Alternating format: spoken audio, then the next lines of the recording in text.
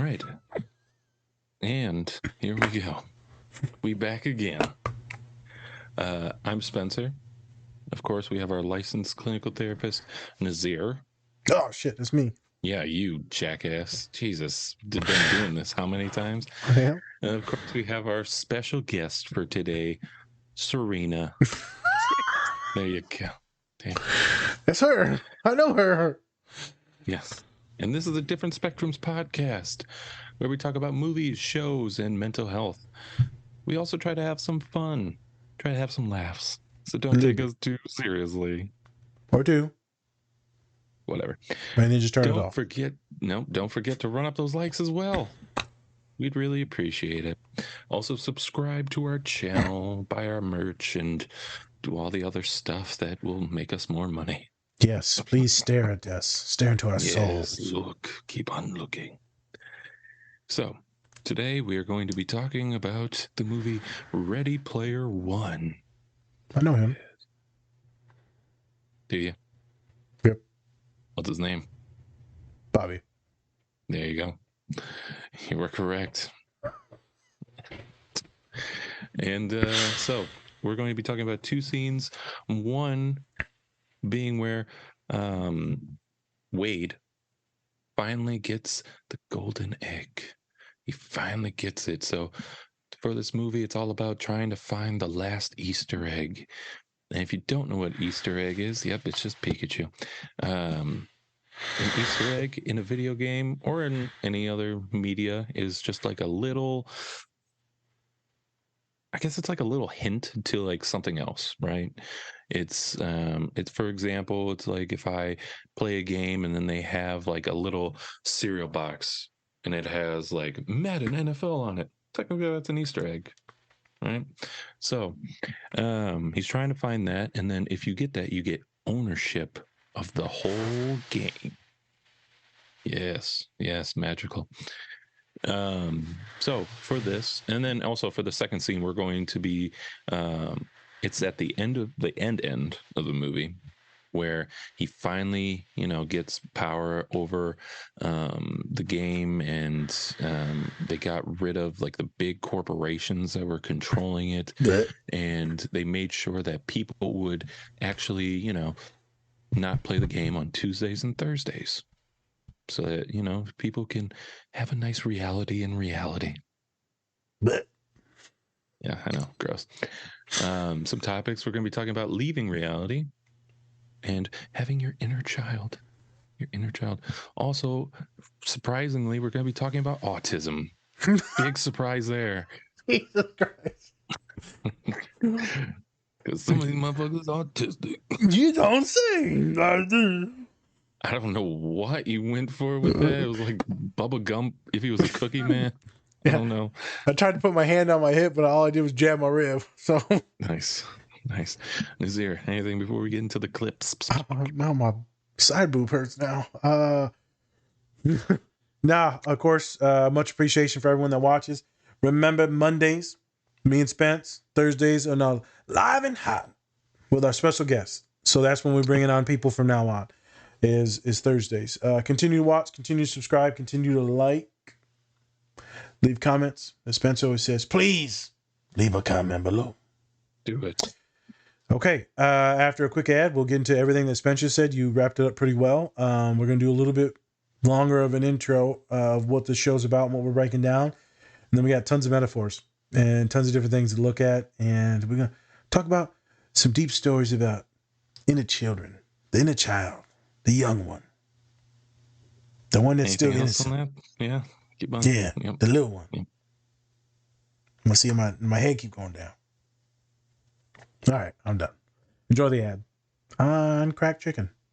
Not like you have a neck anyways.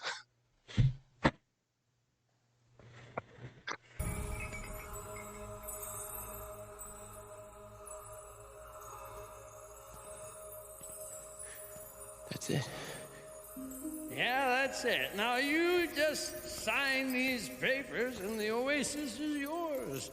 You will be its sole proprietor. That ain't so bad, is it?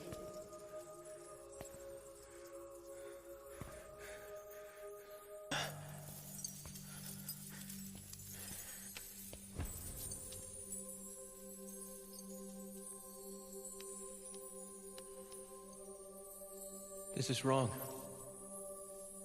This pen, this contract. This is the moment that Halliday made Morrow sign over his shares in Gregarious. That was the biggest mistake of his life. He knew that. This can't be the end. It's a test.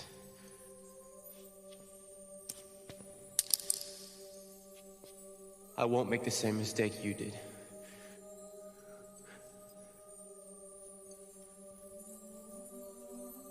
Oh, good. I just needed to be sure.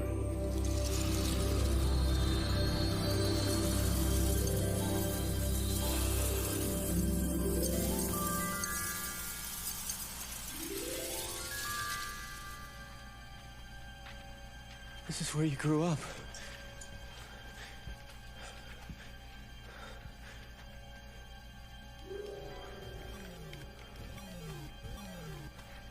Oh, that's just me, a long time ago. I like to have him around from time to time. Hey, I have to show you something. Come on.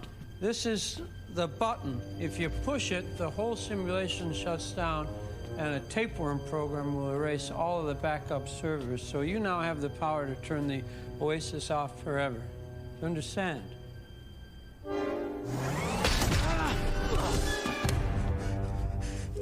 Yeah, try not to accidentally erase the whole of the Oasis on your first day. Well, I expect you have to go. I know I do. So now is the time for you to receive your prize because you won all 3 keys. Once you take this egg, the game will be over. The egg. The egg. I created the Oasis because I never felt at home in the real world. I just didn't know how to connect with the people there. I was afraid for all of my life. Right up until the day I knew my life was ending. And that was when I realized that as terrifying and painful as reality can be, it's also the only place that you can get a decent meal. Because reality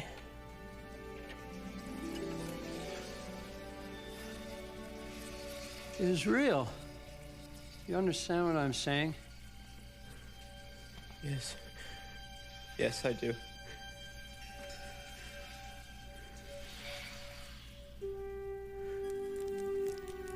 He did it. He got the egg. Hooray. No! Please!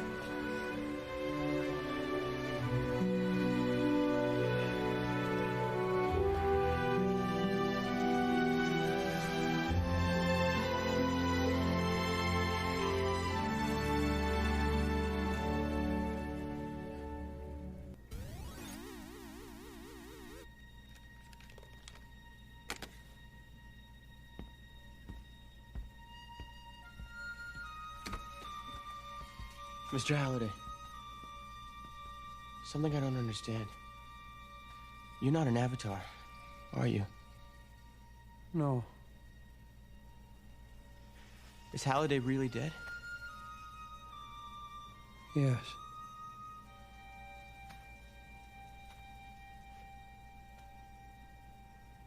Then what are you? Goodbye, Parzival. Thanks. Thanks for playing my game.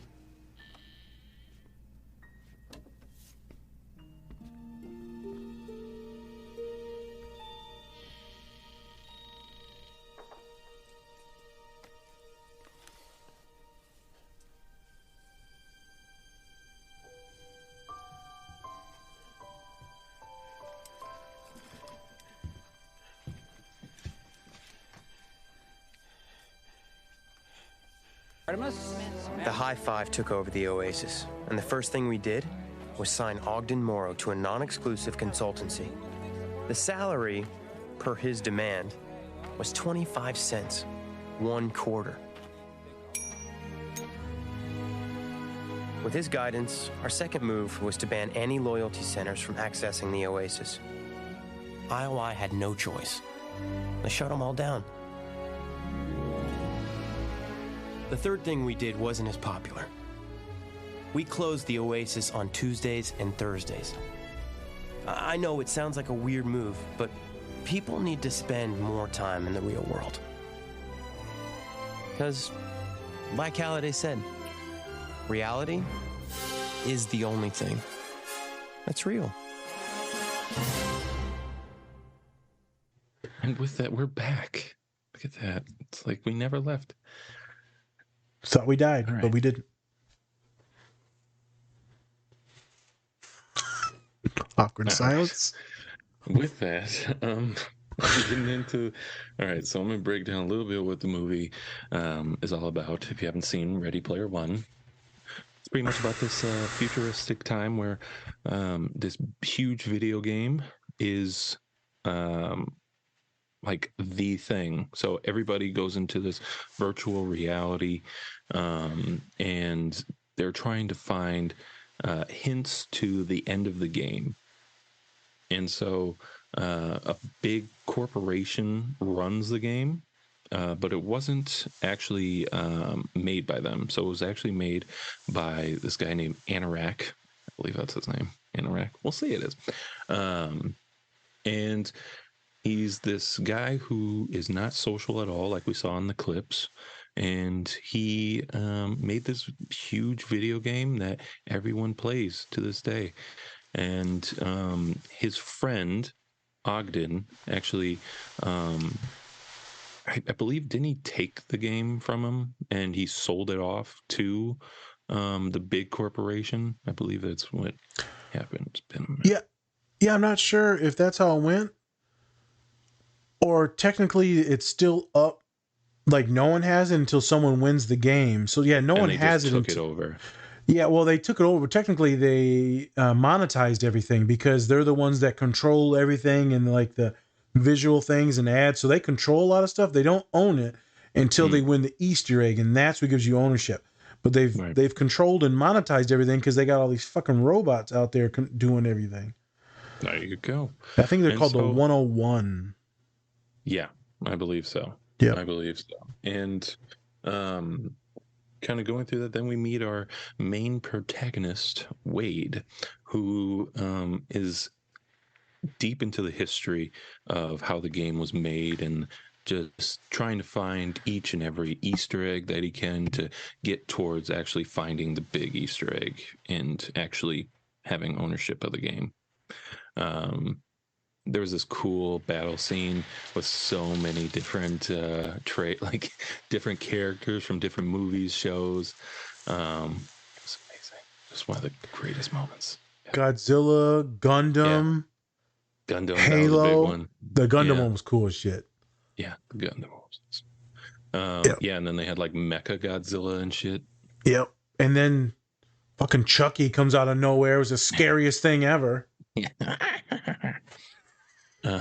It was really cool that they had like the villains on one side and then the heroes on the other. That was pretty cool. Yep.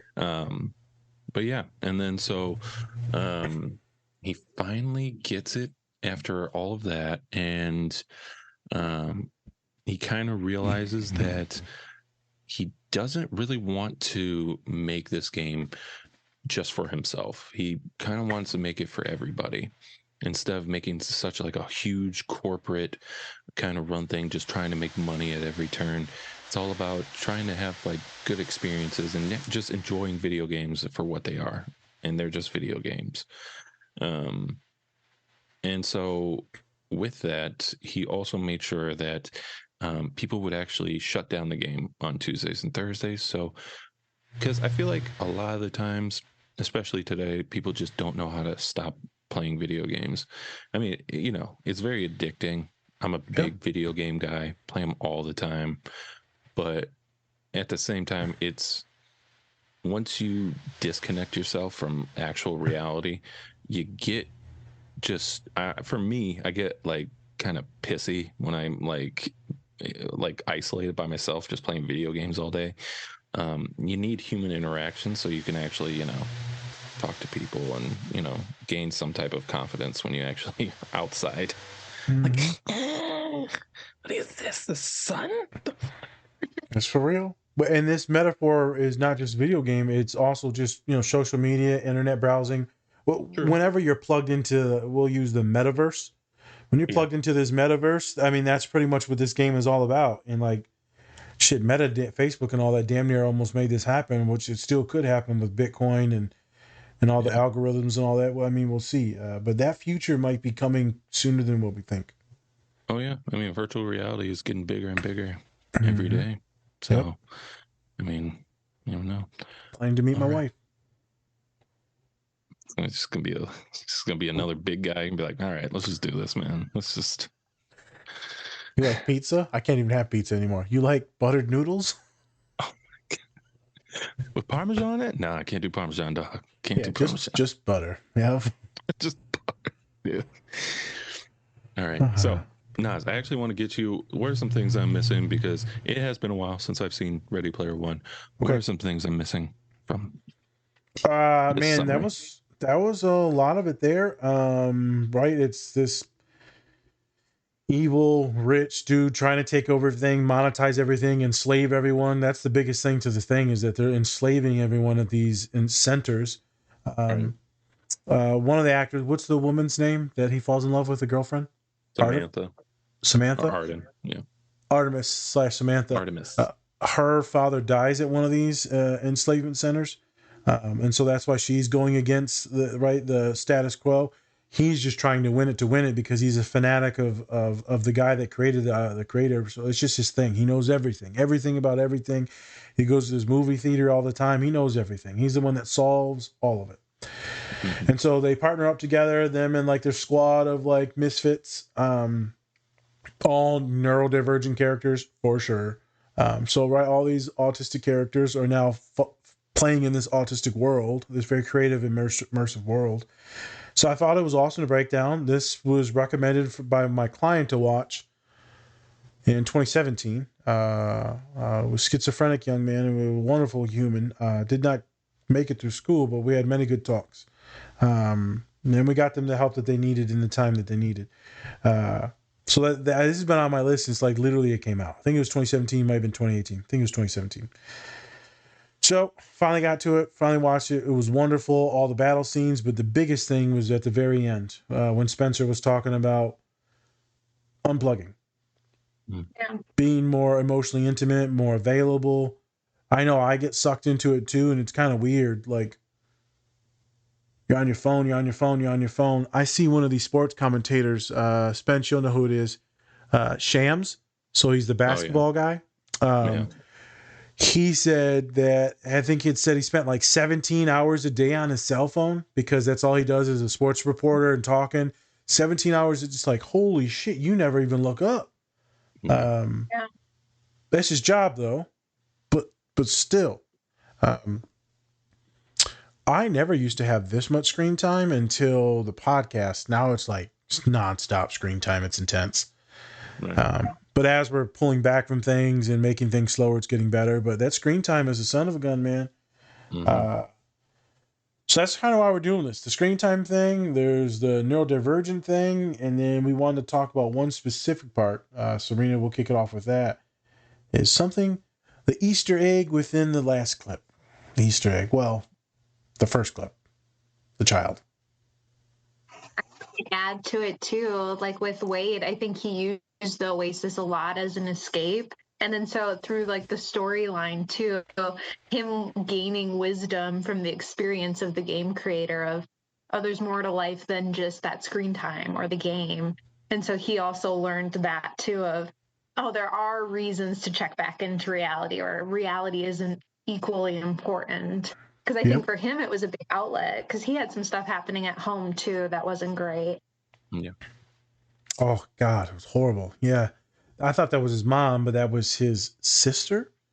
And she had a very abusive boyfriend, and it was, and then he blew all her money, all her rent money and all that. And then he was beating her, and it was bad. And then she dies because the rich dudes kill, the abusive boyfriend and her. Sad story. Spence, what are you thinking? What's the questions? What's the lineup? What would you think would be a good plan on how to get people to disconnect from their devices? Now, that's a hard thing to really kind of do, first of all, but like, what would be like some ideas on how to do that for people? Because I feel like you said, a lot of people still do that, whether it's on their phone, video games, all that stuff. What would be your advice on how to actually, get them to kind of step away, or at least for like a short time? Serena, I'll have you go. Okay. I mean, well, here's a total counselor answer, but a lot of times there's an intention behind of like the escapism. So I might even think of like, what are your intentions? What, is it just to fill boredom? Is it that there's something you're actively kind of running from? So, digging a little deeper, but like, is there a reason that you're turning to high amounts of distraction?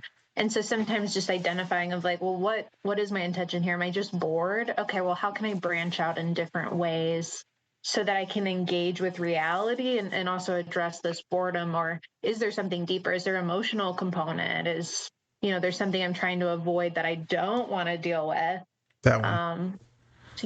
So that would be my first step. And then it's like, you just got to hold yourself accountable. I mean, I have clients that will straight up, they put things on their phone intentionally that will boot them off and be like, all right, you got to take 30 minutes and, check into reality. So I think it's just holding yourself accountable and then also kind of connecting with yourself too of, okay, wait, what other things do I want to do? What hobbies, what interests do I have? Who am I outside of, these distractions and social media? For sure. Like you said, there are apps. So you can put different apps or even on Instagram, you can give it to where it gives you timeout. You can have things like deactivated at a certain time. So like even my phone, I think if I set it on a certain setting, it'll turn everything like black and white to make it less stimulating and give you less dopamine and serotonin effect. And then it can silence everything after 10, 11, 12, and then doesn't really start giving you notifications until later. It can like immobilize your phone as well. I forgot what it's called on my phone, but there is a button to set it. The apps I've done with some students, dude, I just had them take certain apps off the phone. So like my nephew, that is now a lawyer. Thank God he's finally a lawyer. I'm like, fuck, kid's never going to get out of school. He would go straight LeBron James, 0 dark 30, he calls it. Playoff time, he gets off of all social media, LeBron, and then that's it. Like he's just grinding, doing his thing, playing the game. So my nephew would do the same thing. Whenever school was started back up, that's it. All the social medias were deleted off of his phone, and then he would only put them back on for maybe like a few hours on a weekend, but you'd send him a message, you wouldn't hear back from it for like 2-3 months. But he knew he had to do that. So sometimes Spence, within the last few years, not necessarily this year, I'll shoot Spence like 20 reels at a time. That's majority of them are for my nephew because he'll send me like 50 at a time. At one point in time, I was 65 reels behind. Jesus. He's only been back on it for like maybe a week, and I was 25 reels behind just from a week. So my nephew goes on a binge, and he just sends them off to all his friends. Right, there's a couple of us, but he knows he gets addicted, and so he'll just take it off his damn phone, so he doesn't have that challenge. So because he's got to grind and read. So there's ways to slow it down, Spence. There's ways to track your screen time. My phone gives me a screen time every week. It's like you were on your phone 1 more hour than you were last week. I was like, yeah, fuck you. Why are you watching me? Please don't. Yeah. I heard the last part there. You faded a little bit, but yeah, please don't acknowledge me. So there's that. I think Sabrina said the biggest thing is avoidance, straight up. Right. People aren't assimilated into real life, and thus this is a way to leave, get excitement. Some of my students, I don't really care though, because that's where they make their friends. And they got tons of online community. They're on Discord. So it's got its pros and its cons, Spence. Depends on if it's getting away into our daily activities. Right. Is it causing anger, rage, dissociations? Can you not talk to other people? Can you not talk to women because you haven't been socialized to talk to any? Just depends. So harm reduction model in which you work with addicts is the same way in which we would do this. So Serena's completely right. After you figure out why they're doing it, harm reduction, get them in the real world, work on social anxiety because it's going to be an issue. Yes. Also, they're probably going to have a drastic decrease in like dopamine. So we're going to need to increase that with other things such as exercise, communication, food. Like they will have to have more stimuli. Maybe we can get them to fucking read a book. I'll say one more thing, then I'll wrap it up here. I know for me is when I go back to try to read, after like a long time of not reading, I'm like, I read this shit like 7 times. Yeah. I don't know what the fuck I just read. It's impossible. Like I'll read one page and be like, whoo! Oh Lord and Lord. I'm sorry. Jesus Christ, man. Every time. I'm sorry. Why does it have to be a slave every time? Why has it gotta be a slave? You know it is. Don't try to act all surprised and shit. That was Lordy, master. Oh my God. You took it. I just can't read, master. I don't understand. I did not go there, man. Oh, but your slavery shit. God oh damn. My God. I literally went to Southern. That was slave Southern if I ever heard it. Jesus, Serena's like, Lord have mercy. Just for point of, Spencer's black, so he can say these things. I'm not saying these things. Spencer You can got say your these diversity over here. things. Yeah. I've been invited to the cookout. I'm still not saying that stuff. All right, motherfucker. You're not in Texas yet. All right. Calm down. I know. I don't even know what the hell I was talking about. Oh yeah, it's just so hard to read. My God. It's like I'm going to try back at getting into reading. After this program's done in a couple weeks, I'll be done with a doctorate. And I got some thousands of books I got to read. I'm going to read one of those fucking pages. I'm going to take a nap. I already know. But we'll see what happens. But getting sucked into the real world is sometimes weird. It's weird. And is my mic working? It is. It's working normal. Yep. Okay. Do you ever, sometimes I'll challenge myself. I get so used to carrying my phone around. Do you ever try to just set it down and not touch it like during a social interaction, or like, okay, I'm going to go do this thing and I'm not going to look at my phone? I find so, like, if I'm just sitting with someone like out at dinner, I'll just instinctively start to like touch it, or I'll pick it up and I'm like, no, don't do that. Like, it's hard to actually, or a moment of silence. You get so, used to always going to that as soon as there's a moment of silence. Yeah. I'll let Spence speak on this because he's actually got a little bit of a different perspective. Do I? Yeah. Well, when you're with your partner, yeah. I know it's different. When I'm with Dom, my girlfriend, it's always like we never are on our phones when we're like hanging out or anything, because we always try to I don't know why, like we never really set boundaries like that. We just instantly did it. Like we just don't get distracted by our phones. Like, sometimes if we have like, a message or a call, we'll answer it. Or if like one of us go to the bathroom or something, we'll just like answer a text or something real quick. But for the most part, we just usually make sure to spend our time, like connecting with each other rather than just being on our phones and being like right, but yeah, and then we're usually distracted by like movies or shows that we're watching too, so it's all in that, really. I mean, like we never really discussed that like openly. We just did it, and it's been good ever since. So yeah, we talked about it on the pod before. And then, so like if he doesn't respond to something, I'm like, well, he must be with Dom. Piece of shit. That's right. That's right. Get jealous. Yeah. Motherfucker, like the video I sent you. Damn. Look at what I sent. Look, I did. I'm sorry. You just can't stop. You can't. Maybe that's your addiction. Yeah, slow that down, buddy. I like the voices. But other than that, I know that me and Spence will be on our phones. Like we're vibing, chilling, like we're on our phones a good amount of time. Yeah. I will get that phantom touch. Like I'll be laying in my bed. That sounds weird, right? I don't know, the phantom touch. What the fuck are you talking about? Someone done touched me now. I got a little pat on the head. Wait a minute.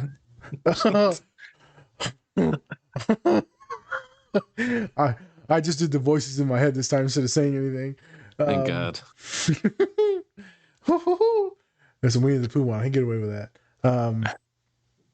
Like I'll be laying in my bed, like I'll wake up and be like, Yeah. let me go ahead and let me touch it. Like, is there any notifications, any email? I'm like, it's 3 a.m. No one fucking emailed me at 3 a.m. Yeah, I know. I feel that. Who's texting me at 4 a.m? Yeah, it's like Hey, just checking on you. yeah. Just checking on you. I can see you outside your window. Oh my God.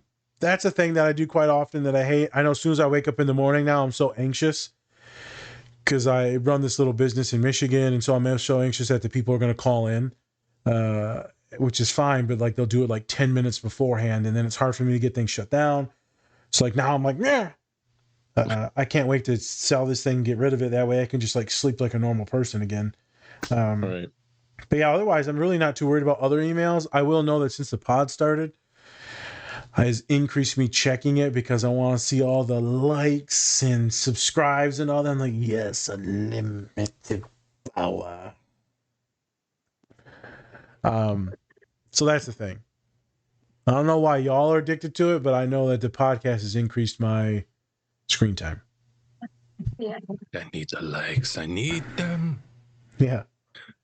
Unlimited power. Get in my belly. All right, fat bastard. So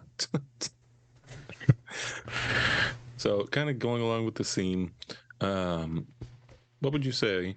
So Serena brought this up, like kind of when he started crying with finally gets the golden egg, finally gets it.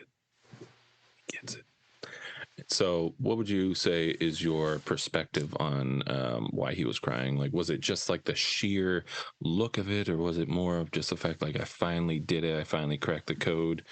What do you think? It's a combination. I mean, he spent so much of his time, the whole movie is him trying to figure this out.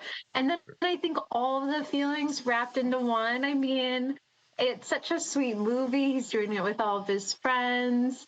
So it's, I think, all the hard work. And then I think the finale being of like this connection and wisdom and it all coming together, even at the very end when he doesn't fall for that very last trick. Right. Yeah. So yeah, I think the hard work and the excitement and them being there with all the people around him. Yep. Proud. Just proud. Like, right. He knows everything about this guy. That would be like us in this call right now.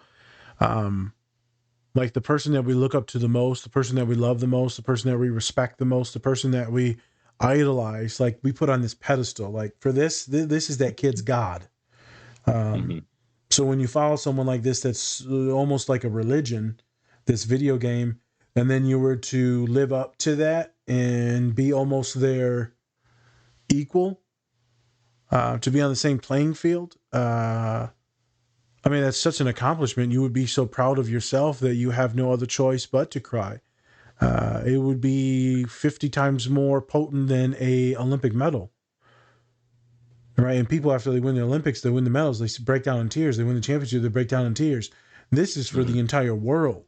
This isn't a sport. And so that will be overwhelming. So your answer, there it is. I talked through it. It's overwhelmed. Right. Overwhelmed. Joyful overwhelmed. And he break down.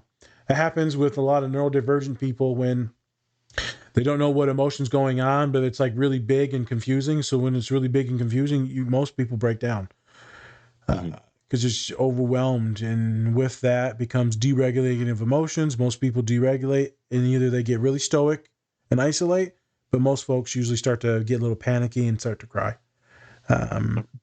Yeah, it's the same thing when you put me around certain things and I get super happy, I'll just start to cry. You put me around a violin or someone playing the piano, I'm going to start to cry. There's some type of overwhelming emotion that's getting triggered. I don't know what it is, and I deregulate in a good way. So I would assume that's what it is, Spence. Okay.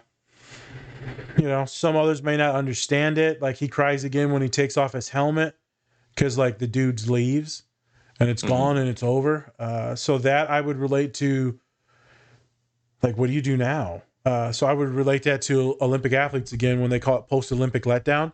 So you've been training for like 4 years or your entire life. You get your gold medal and you're like, so do I just go home now, or what do I do? Do I go eat a chicken now? Like, do we go to Disney World? Like, what the fuck do we do? Yeah. And it causes a lot of athletes like legit suicidality, Spence. Like they will begin to contemplate existence, and when we do that, it gets scary. As we know, neurodivergent folks on the spectrum contemplate existence much more than neurotypicals, because we're always wondering what's our place, what are we doing, why don't we fit in, what's going on, and thus we get more existential quicker because we don't fit in. So I know I went a little bit longer on there, but there was multiple things that we can bring up on the tears and crying. Because now you're overwhelmed because like, oh, I don't know what to do. I mean, I guess I'll go kiss this girl now because like I think I should, but you know. Yeah. Yeah. I think that's how you're supposed to do it, buddy. Okay. Yeah, I don't know. He's in the video game, so. Do you like how that feels? I don't know what movie that's from. What the hell was that? I don't know. I don't know. I'll think of it later. Serena, I got a question. Go for it. Little kid, that was your big thing that you pointed out. I didn't really figure out how to tie that out until you caught it immediately. I didn't catch that for like I seen the clip a few times. What are your thoughts on that kid? Well, that's always kind of my area. I tend to love to focus on the kid within. What I make of it, I don't know. I mean, there's a couple of things you could make of it. One, when he's like, oh, I just like to keep him around. I guess I think of that as, I always tell clients, I personally believe of like, there's always a little kid within. And I don't think adults really grow up. I think we get really good at masking, but I think we're ultimately all kids. That's what I've learned. Like, we have moments of wanting to throw tantrums or not knowing what to do, or I see all the time, I'm like, oh, I'm being a kid right here. Or, oh, there's my kid coming out. So for me, it was kind of how I view it of like, oh, our kid is always kind of with us. And him just acknowledging that he's here. The other part makes me actually think of you, because this is something you bring up, is like attending to that kid, or, you know, making sure we stay a kid, do those activities that are fun and lighthearted, and sometimes take a break from being an adult and just attend to that kid. But it could be so many different components, even of like, how does that kid impact who I am as an adult now? What did that kid go through? I think he had mentioned kind of in the beginning of, I don't know exactly what he said, but something of like, that he had a hard time, or alluded to the fact that he was alone or had a hard time. So to me, it's almost like he's parenting that kid too, of like, you know, I keep him close to me and I make sure he's okay. So there's those components too. Facts. Definitely reparenting the kid, being with the kid. I think it's very interesting if you watch the kid, specifically just watch the kid. Very quiet, very reserved, very anxious. He's like, oh, who's that? He's like, that's the kid. And the kid barely looks up and then goes back to the game. Like barely. As he goes, hey, as he's walking away in the end of the game, Mr. and he says his last name. They both turn. The kid barely does any facial expression, barely looks. And then he quietly walks in. Kid doesn't say anything. What kid do you know that doesn't say anything? Most kids usually are a little bit more rambunctious. So there's some neurodivergent traits, obviously, that they're showing, but also very secluded, isolated, alone, possibly depressed. But he also just could have been Neurodivergent, having a fucking blast, being alone by himself in the game. Yes, reparenting. I like to get people to feed the kid. I'm of the belief that yes, we're all full of joy. And then the world pollutes us, the world damages us, the world turns us mad, evil, angry, depressed. But we're all like pretty solid. So Serena, you've talked about in the pod before, like you used to be doing this or that, or right, bigger emotions, right, getting into this or that. Well, most likely you weren't getting into that shit when you was young. And then life kind of takes its turns and it kind of molds you into something that you probably really aren't. And then it takes us some luck, some love, some good relationships, right? Some magic. For some people, prayer to get back on the right track. Like being happy and being able to express themselves. So I know that was true for you because you're like bubbly as hell, and the kid comes out quite frequent. Spencer, the kid comes out quite frequent, but he's got to be around certain people as well for it to come out. For me, quite frequent, but also I got to be around certain people for it to come out. So I was talking to some students, and I was talking to them, and I'm looking at them doing this and that, and I said, I'm neurodivergent, and so I'm going to unmask in the rest of this thing. I will make jokes to let you all know. Feel free to laugh. Feel free to join me. Feel free to know that I'm going to be ADHD, walking around and pacing. I'm not going to make eye contact with this. I'm going to be in my own world while I'm talking to you. So every once in a while, I would like look up, and I said, young lady, the world will take things from you. It will destroy you and make you hate everything and everyone. You get to choose, do you join everyone in that misery because they're trying to pull you down, or do you get to put that away, become better and stronger, set better boundaries? But the world will do everything to kill you. She cried. This is in front of like 50 people of color. I said, you remember this. You can stay happy, or you can choose to be like everyone else, miserable as fuck and angry. A lot of us of color don't even know why we're angry. We're just angry.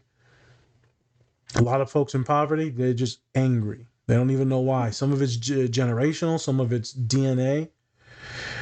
Some of it's just the economics in general, the lack of opportunity. Some of it's nutrition and exercise and daylight, right? They talk about people riding bikes and stuff and going for walks. It turns out that's an economic status thing. It's not a thing that happens in more impoverished areas because of safety concerns. You're just in your house, and thus you're forced to only be on your phone.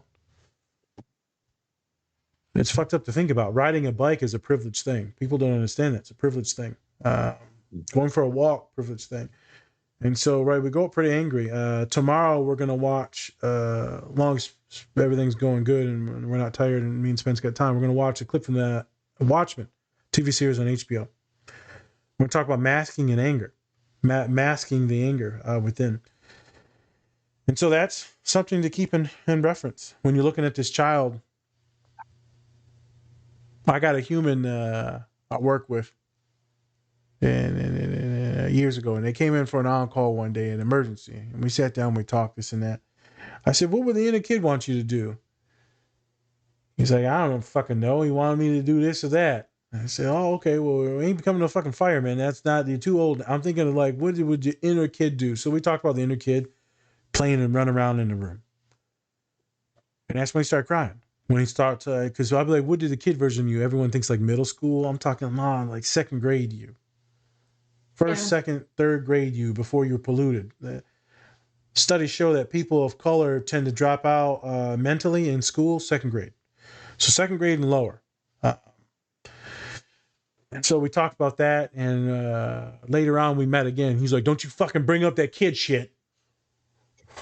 He didn't want to cry. Yeah.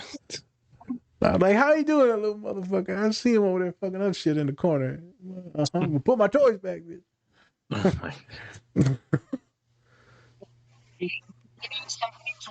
Just because we learned as a kid, like my biggest lesson. Wait, my mic's working. It's working now. It wasn't for a second, but it's working now. I'm paranoid. It's been a hassle. But for me, so much of I am like a control freak, and even though I present as very bubbly and like happy, it's actually anxiety ridden, and that is just usually what lures people into me. That's like my mask. But I had to learn of like, oh, I've got to relax. And honestly, it was having kids that helped me realize of like, oh, sometimes we can just sit down and like play Play-Doh or do Legos. Like, oh, this is kind of fun and nice, so I don't always have to be like, okay, what's next? What's next? What's next? But that was what I learned as a kid. So even starting to understand of like, oh, what are those rules and beliefs? Like maybe I've kind of become an unhealthy parent to this kid. How do I be a healthier version? What does that kid actually need? Yeah, that was your defense mechanisms to gain control and safety, and predicting the worst and trying to make the best happen and always being on guard. So that was chaos responses and unpredictability, uncertainty. So what to do? It fosters anxiety later in life. It makes people like me and you hypervigilant. And so when me and you get presented with drama and chaos, we're like, fuck, this is normal. I'm cool with this. Everyone else, all the other people that, ain't got no issues with trauma, they're like, oh my God, how are you not scared? I'm like, man, shit, we about to eat dinner in here, man. It's a good time. Yeah, it's just another Tuesday. Kids like, I almost said something inappropriate.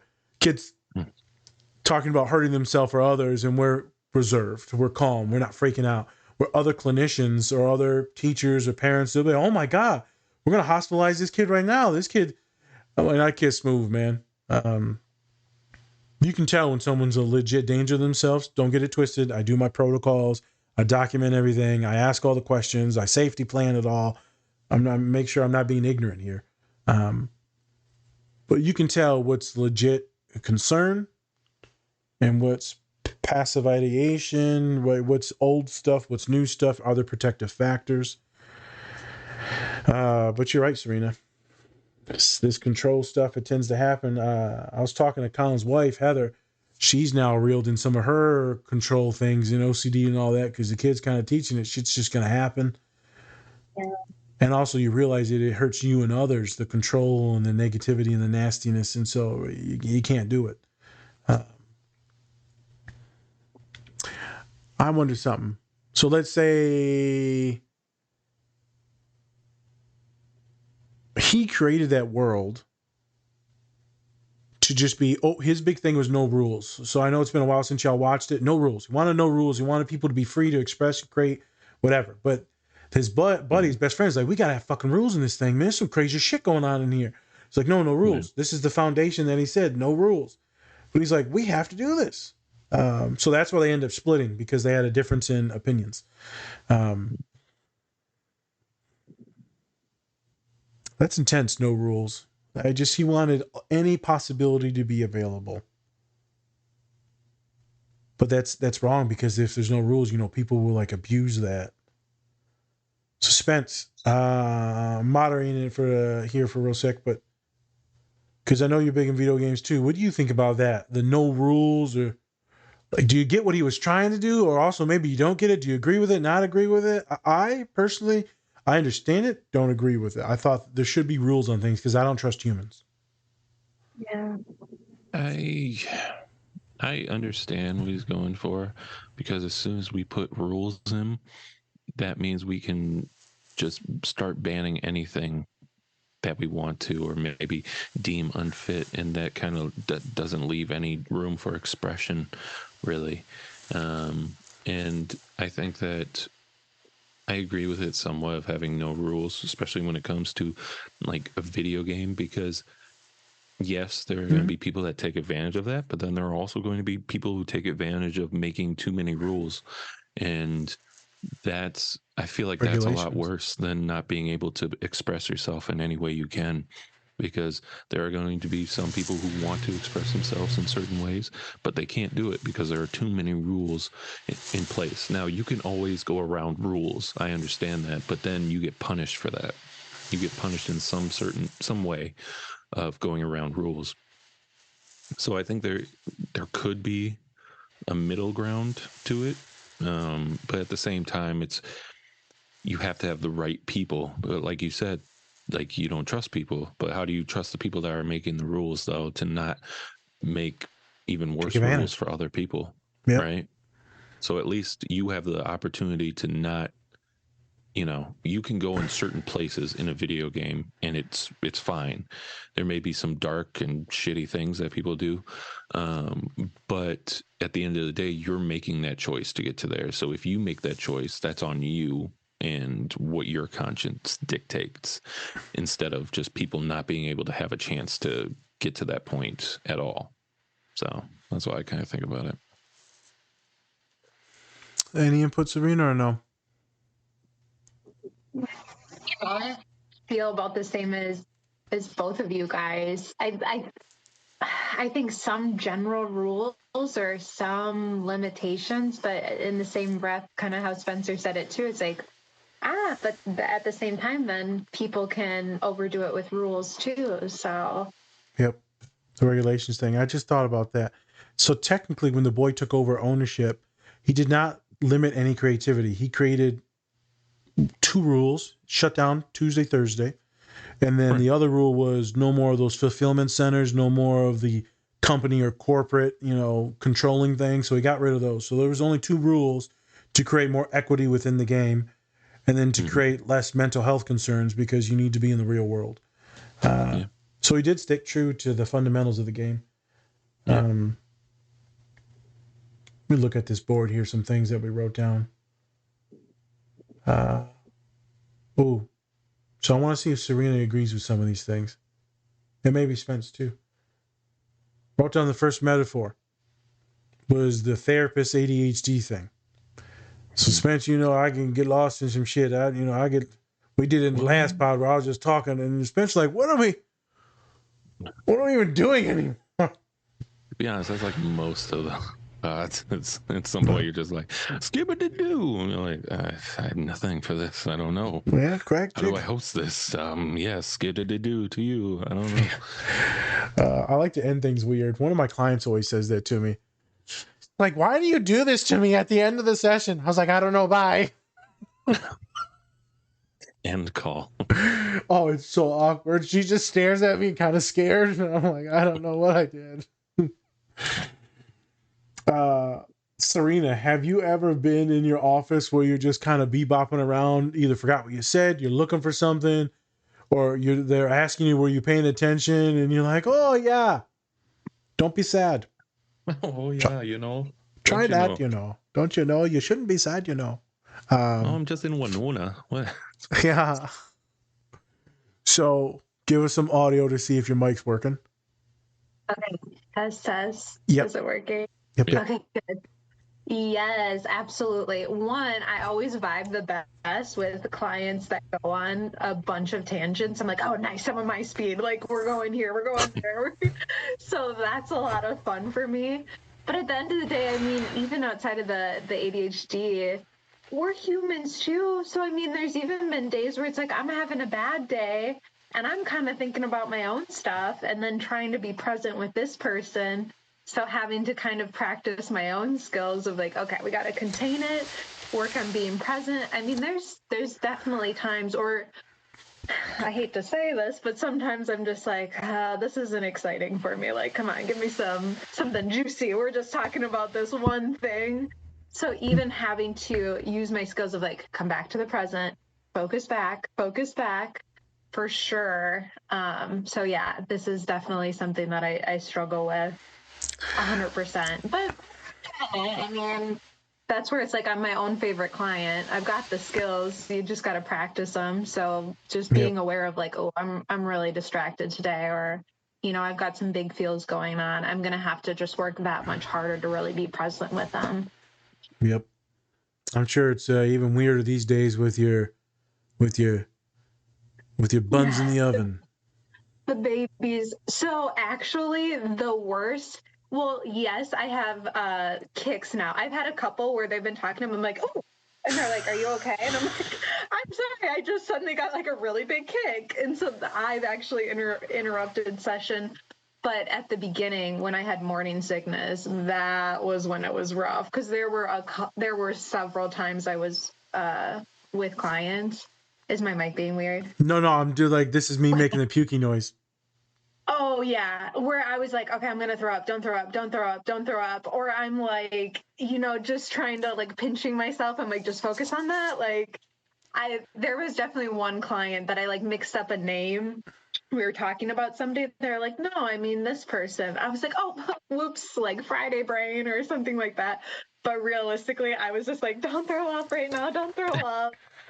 Yeah, that was the hardest. So you want to have some fun from Serena? You should know this is that, if you're cool with the kid, you go at the end of the session, she's like, yeah, we wrapped up sessions, do you take anything from today? And they say this or that. Just to let you know, I almost threw up on your ass twice.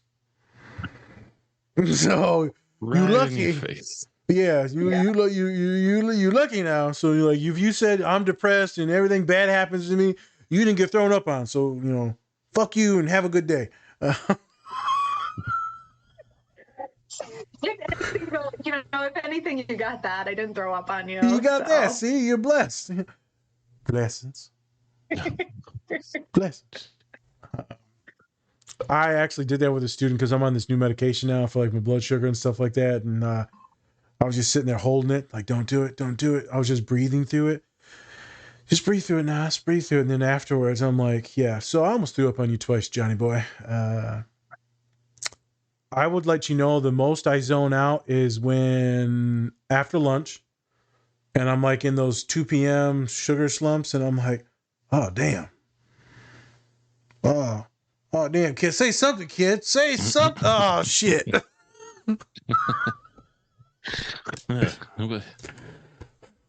Sometimes I'll be like, I'm going to just close my eyes and nod. I wonder if they'll notice.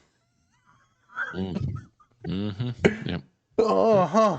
Oh, yeah, that's a good one. I'm going to visualize what you just... Those are the worst. I'll start yawning and shit. And the kid, I'm like, it's not you, kid. I'm like, it is you. It is. That's definitely you. Yeah, it's bad. So that's when I'm usually the worst is after lunch. If there's any like weird email that I get or like I'm in trouble for something or like a bill that's crazy. I've noticed that for Serena, the only way I can focus is if I just pretend like everyone in the planet is dead. Like the entire galaxy is gone. And I'm just like, I'm done. Because I'll be stewing on it. Sometimes it doesn't have to be crazy. I'll be stewing on my last client. Because we go clients back to back to back and I'll be thinking about something. Sometimes I'll be thinking about something that me and Spence said on the pod and I'll just start smiling. And I'm like, oh shit, they're like crying right now. Yes, I love that moment. Happened to me in group therapy the other day. I'm sitting there smiling about what the other kid just said. The other kid just sitting there talking about death. And I'm like, anyone just notice what just... Yeah, I'm glad you're alive. What were we just talking? Dead? Yeah. Oh, Jesus. How's Bobby doing? Bobby's no longer with us. Okay. What are you talking about? I'm so sad right now. Like, I know. So that happens. Only other time, I think sometimes when I'm looking for books, checking emails, Serena, never say a kid's name. When you're trying, I'm not talking about confidentiality. I'm talking about, I don't ever remember anyone's name. 99% of the time, I cannot remember my client's name in the room. And so I'll just say that person, your partner, or your friend, or which one. And it'll be David, Rebecca, Johnny. I don't know the one. I remember the details and context. I don't remember the names. Literally, I will walk outside my office, forget the fucking kid's name, and walk out to the lobby and be like, the short one. Yeah. I just wave and they know I'll do one of these. And if comes to me having to write an email in the session, I remember their name if I go to write the email, but like as soon as it comes to seeing them in the lobby. Yeah. You. Yeah, you. Yeah. Sometimes. You know what I struggle? Go ahead. Oh, I was just, when I reschedule them, I panic because they're looking at me. And I'm always like, it's the pressure of them looking at me. Watching. That mind will always go blank. And then I'm like, oh my God, what's their name? I don't know. So this is where I get caught is because I don't say anyone's name in the lobby. So sometimes I'll double book something or I'll fuck it up and two of my clients will be there at the same time. Oh, hey man, let's go. And then two people will stand up. I'm like, oh shit. The one in the back, sit down. You ugly looking mother. Yeah. This shit's weird, Spence. Like, I just fucking suck at names. I feel that. And so I'd be like, you, go back to my office. You, stand right here.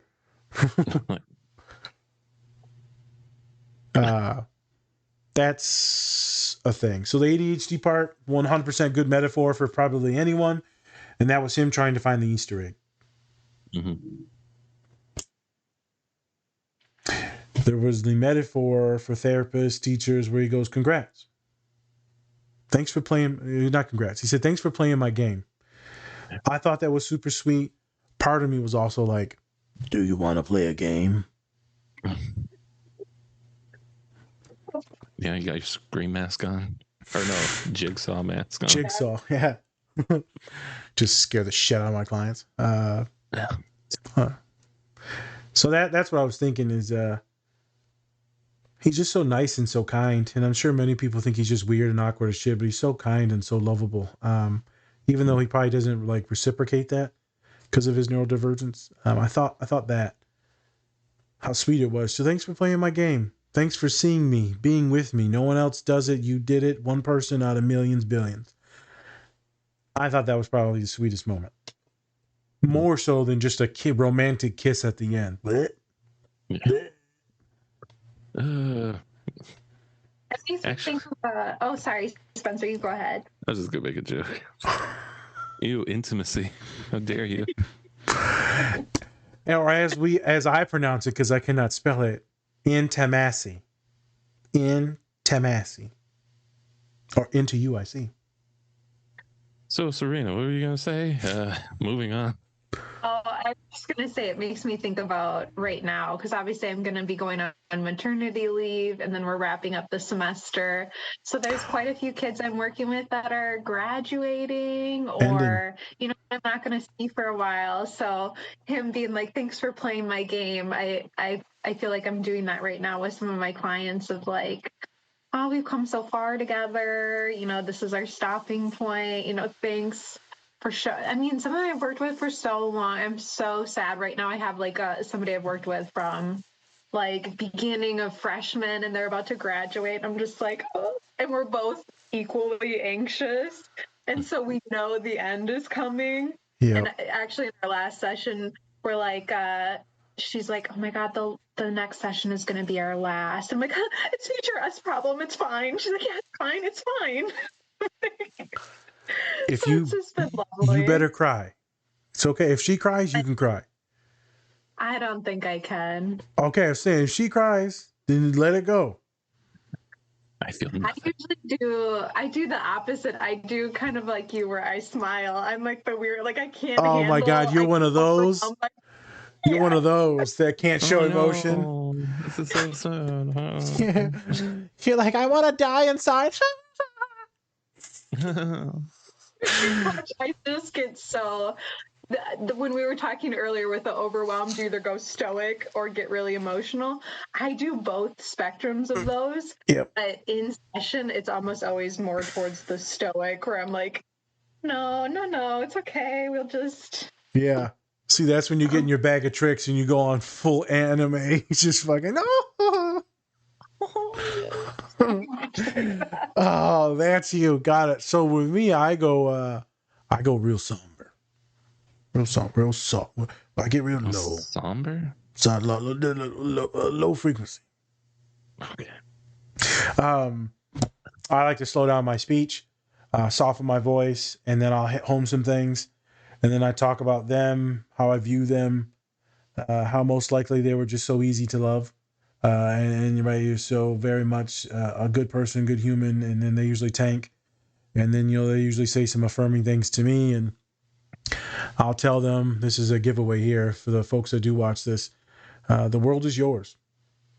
Go get it. Everything that you've ever wanted is there. You don't need me. You never did need me. I just helped you along the ride. And so know that you just have to be kinder, more patient. That's all I need you to do. Be kinder, more patient, And then they're crying, and I said, "You're just a good person, and I'm honored to have known you and be with you." And so people will see me getting in my bag of emotions, and then they tank even more. I actually hugged someone the other day because they said they needed it, and I was like, I barely even hugged my best friend the other day. But this fucking kid was like, I need a hug. And I was like, would you like a bro hug after this? It's like, no, I don't want one. I was like, well, fuck you then. I didn't even want to give it to you. Yeah, and then I offered it at the end, and he took me up on it. So I like to do the same thing. As Spencer knows, at my old school, when I had to say goodbye, that was just a shit show of just people crying and walking up to me, taking turns. Jesus. Next one. Next one. It was intense. Like and then there's carousel of emotions. Oh yeah, one kid didn't cry with me, but she like knew my pops, so she cried with my pops, but she didn't cry with me. It was hilarious. Okay. Then there was this other kid that like doesn't cry at all. They cry all the time. They just didn't do it in this moment when other people are crying. She's just sitting there vibing. Everyone else is just sobbing around her. I'm like, what's wrong with you? Why are you so broken? He's like, fuck you. Endings. Thanks for playing the game. Last metaphor, and then we can get closer to wrapping up. Oh no, we hit that. Child in the room. Child in the room. Keeping them around. The last thing, funny thing, and this will all tag team on this, is he talked about the real world. We already talked about that. Now unplugging versus unplugging. Unplugging versus being plugged in, sorry. And he made a joke, and I think he made this joke because people like me, Serena and Spence, emotions. Bleh. He's like, that's the only place you can get a hot meal. Obviously, he probably wanted to say other things, but he went on the hot meal thing instead of like emotional connection with friends or the woman that he wanted to date, that his best friend ended up dating and marrying, which is devastating. So that's what I thought was a funny metaphor for any weird people with emotions. I feel like all of us in here are weird with emotions. Like, yeah. Like I would honestly prefer someone to talk to me like in that way. Like, I know what you're saying, but we don't have to go all that way into the deep depths of the emotion, but of them just to acknowledge of like, you can get a hot meal there. It's like, oh yeah, I guess there's some good stuff. Yeah. I would love to have been Serena's therapist, because I would push you to some weird emotional breaking points, and you'd be like, no, fuck you, man. You'll never take me alive. And then one day you would just come in and cry, or like you'd be like, yeah, I cried with my partner. Fuck you. Like, you couldn't do this with me. I had a client that did it the other day. She's like, I'll never cry with you. I was like, I take this as a challenge. Accepted. Yeah, I know. I almost had her like twice, and she didn't do it. And she's like, yeah, I cried twice yesterday. You bitch.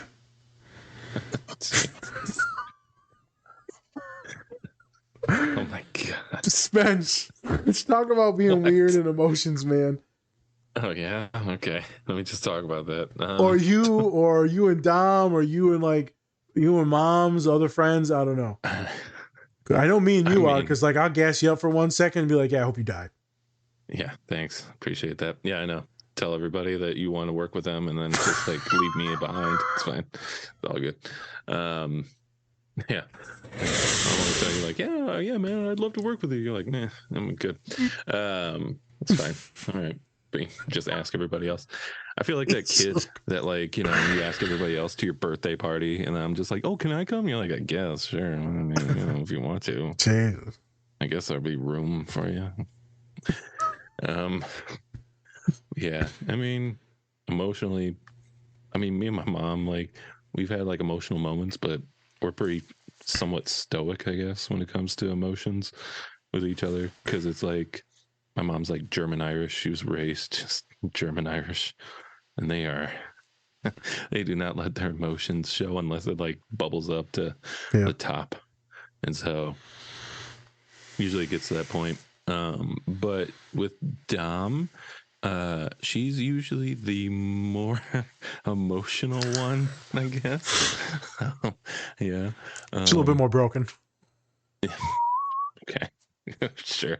I can't wait for you to tell her that when she hears this.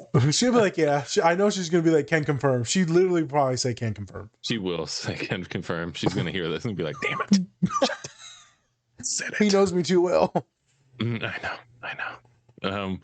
But yeah, I mean, for me, I don't know. I don't cry a lot usually. It takes like certain things to make me cry, thinking about certain people and stuff like that. But for the most part, yeah, that's where I'm. Like I usually try to understand. Some like I've said this before in the pod. Like sometimes I may joke when. Like I usually am cool about my jokes when it's appropriate. Like I know the moments, but sometimes I just take a little. Sometimes you gotta take shots that you don't normally take. Gotta do it. And so sometimes I do that. Doesn't always work out, but I don't know. I'm usually usually a pretty chill person unless you get me to a point where I'm just like, I don't like you anymore. Yeah. I've also never seen you shy away from emotional, in-depth conversation and like get anxious and laughy. I've usually seen you've had it right on.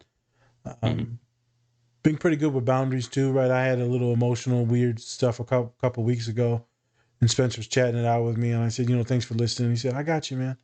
I looked away a bunch of the times because I knew if I was looking at him in the face, then I would, it would connect to some emotions and fear and all that with some other stuff. Everything's good now. But so Spencer's usually pretty solid with that. I'm usually pretty solid with it too. I like to tease more when the people like need to be teased and they're more playful and like a little bit more avoidant, like Serena. Say though, I do definitely challenge as much as I mean, like I said, I'm one extreme or the other, but I've definitely kind of in my wisdom or age or whatever it is, have an understanding of like, oh, the whole spectrum of emotions are important, even those icky, vulnerable ones that sometimes, are maybe more painful. And honestly, it makes me even think of a recent session. We were just talking about one of my clients in a relationship and potentially having to end a relationship, not because the relationship isn't good, but because of them having to move for a really good opportunity. And one of the things they had said was, I wish I wouldn't have even started it because this is so painful. And I just kind of challenged that. And I was like, the sucky part, but also the good part is what I've learned is that's part of life too. I mean, as much as the happy feelings are great, it's like the really painful feelings also, I think, are such an important balance to it too. Because I mean, I know everyone says this, but it's like you can't fully enjoy the good, happy feelings unless you've had that balance of the pain and the not so happy feelings. Correct. So they're all important. So what he's saying of like, you've got to experience the whole reality. Don't just escape because they're a little bit icky. And I am working on myself with this, guys. Good. I am trying to sit in the icky feelings. Good. I got a human that's got a lot of loss, a lot of pain everywhere. Every corner is just pain. And, it's all tumultuous. And so it's hard for them to even strategize to see joy anymore. And I said, everything that we technically do will end in this tragic ending because everyone will pass and friends will break up and it will be tragic. But it's as my father said when we talked about The Irishman, it's the ride. Like we were just talking about this with the mobsters. It's going to end tragically. You're going to die or most likely die early. You're going to be shot and killed. But my father said it's the ride. It's the rush for that moment to escapism from your poverty or whatever it was. But if you think about it, a lot of these things will end in tragedy, and yet we still get married, have kids, fail, try out for sports. It ends in tragedy for many different sports because we can't no longer compete at the highest level. It's just a lot of tragedy. And you can stew in it and live in it, or you can decide to like, it's really fun to chase it. I'm enjoying all the connections and community, the growth and learning. I feel like if your student wasn't sad about it, then the relationship didn't mean much. So the tragedy, the heartbreak that you're feeling is the reciprocal of the love that you felt. Not everyone feels like that because they're not always devastated as much as they love the person. because there's other factors. But if you are devastated, it's because you love them so much. I specifically notice it more with my clients that were best friends, then dated, because now and then they break up, they lose their best friend and their partner. So those are the ones that are like messed up for months. And then it's hard to not text each other, not in a like toxic way where they're getting back together and hooking up. It's just hard to not text your best friend. You have to start from scratch. So you're right. Sometimes that tragedy stuff, sometimes moving the other way in emotions is scary. Emotions are a scary fucking thing. Some of us are weird for it. Some of us are equipped for it. Some of us aren't. Growth and wisdom, though, Serena, it helps with all of it. Age. Intelligence and wisdom are not the same thing. Wisdom is gained through experience and age. It's gained through like failure, trials, and tribulation. That's wisdom. Reading a book, that's not going to give you wisdom. That'll give you knowledge. Not wisdom. Wisdom is through pain. You're like, well, I'm not going to do that again. But maybe I'll just call him back real quick just to see. Oh, no. Yeah, I fucked that one up. Nope. Won't text back. Okay. He's still toxic as shit. Oh, and I've been banned from Facebook. Okay. And they yeah, they flagged my Tinder profile. Well, I'll be getting back on there now. Yeah, I won't be getting back on there. So, okay. The only thing that we didn't really touch is neurodivergent stuff. We touched on some of it. Probably leave it at that. Diagnosis for him, autism spectrum disorder, probably social anxiety disorder for the creator of the video game. Treatment for him would have been just working through anxiety, working through intimacy and relationships. So just a support sounding board, probably also if they didn't know that they were neurodivergent, to explain what that is and how that's affecting them and impacting them, and then trying to work through more of the socializing if he or they wanted to, because they might not have wanted to. They might have just wanted to be in their own world. And making sure they're not taken advantage of. That's a big thing with probably someone like him that seemed a little bit more naive on things. Folks could ask, why is he neurodivergent? Why is he on the spectrum?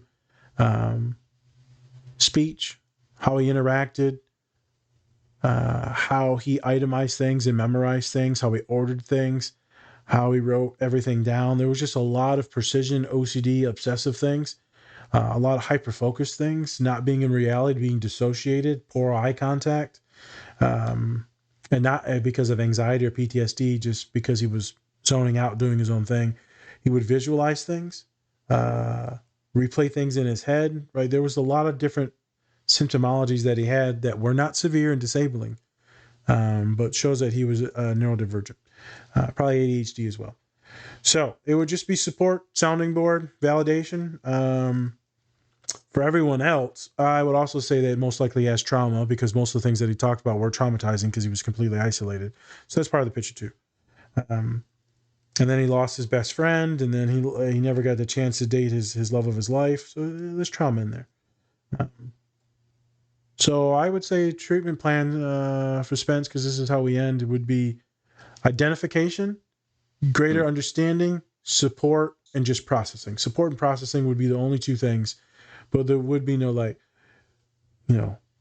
we're going to stop you from doing this, and we're going to do only this, and we're going to talk to these thoughts with those thoughts, and we're going to role play this. It would just be processing what the hell's going on, and him saying a bunch of weird random shit, and the therapist trying to put it together. Yeah. It's like my kids when they're like sitting in the chair and they just start like doing all these weird pencil things. They're putting their legs here and there, and they're laying on the floor now, playing with all the toys. The fucking toys are flying everywhere. I'm just like, let them do the thing. Like we got gymnasts in his... Oh, yeah, 100%. Sometimes they'd be sitting in a chair, some of these kids. I'm like, how the fuck do your legs even do that? I don't even understand. How do you put your legs in a pretzel? My legs are too damn big and too torn to be doing that anymore. Too torn. I can't even fucking bend over anymore. The kids are doing all types of crazy shit. That's how I really shit. hurt my Achilles. I wasn't even trying to play basketball. I was just putting them in a pretzel. And Yep. Was it mustard on it? No. I'm sorry. Right. My ADHD and autism. You said pretzel. No. I thought of eating, not your leg, a pretzel. On that note, we're going to end the show. Jesus Christ. Just stop it. All right. So thank you, everybody, for watching. Thank you, Serena, for joining us today. Blessings. We can't hear you, but if you want to give your gamer tag. She doesn't even play the gamer tag now. She's feeding life in her dumb. All right. All right. Well, didn't hear that. But you know what? We're going to move on. She's on Twitch. We'll probably put it in the description if she ever gets to it one day. Maybe not. Thank you, Nasir. Please go buy our merch. We have good merch. It looks good as hell. I have it. It's good. Sensual. Good. Some friends of mine bought it too. So why not join them? Right? Yep. Why not? And then also please like our page, subscribe, do all the things that you're supposed to do as a fan because you love us. You love us. You want to stalk us. Let's not go that far. Okay. Sorry, it's like no, because people will do that. I know. Please do not. I mean, I'm not exciting, so please do not. Please don't stalk us. They're definitely gonna stalk you now. It's fine. So only Serena. Thanks for watching. Shut up. Thanks for watching, everybody. This is the Different Spectrums podcast. Bye. Bye. Much love. Peace. Tim.